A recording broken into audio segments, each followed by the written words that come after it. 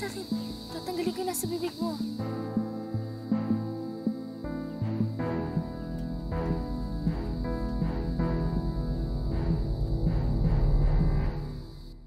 Anong pangalan mo? Ba't ka nakakulong?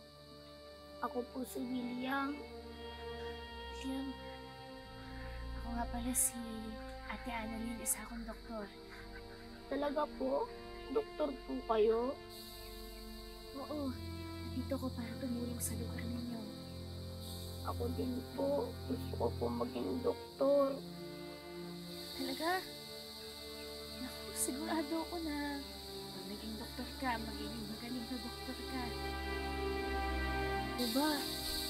Ang ganda nga yung ibig sabihin ng pangalan mo yung William. Ibig sabihin nun, strong-willed warrior. Matatag na mandirigma. Talaga po? Tapos alam mo ba yung nagsimula ng school para sa mga doktor sa pinakasikat na ospital sa buong mundo, yung John Hopkins Hospital? William din yung pangalan niya. William Osler. Talaga po? Oo. Sana po maging doktor din po ako. Kaso lang po si tita, ayaw niya po.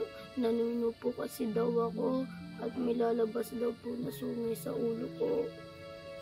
Ano ko, hindi totoo yan. Hindi ka nanuno at walang lalabas na sungay sa ulo mo. Ang kailangan sa'yo, mapagamot ka. Talaga po? Parang awan niyo na po. Tulungan niyo po ako makalabas. William, teka lang. Kailangan kasi natin magpaalam sa tita mo eh. Huwag na po. Hindi po yun papayag. At ikukulong niyo lang po ako dito. Parang awan niyo na, Dok. Huwag po, palabasin niyo na po ako dito. Dok. Tulungan niyo po akong makatakas. Nandun po yung susi. Doon po nilagay ni tita yung susi. Bilisan niyo po. Bilisan niyo na po. Parang awan niyo na.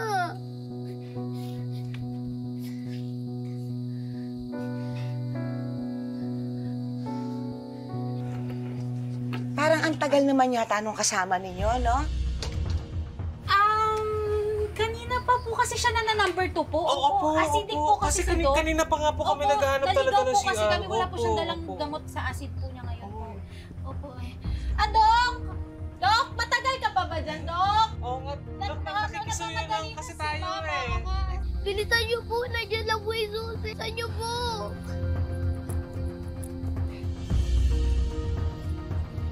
Kayo po yan. Bilisan niyo po. Baka po dumating si tita.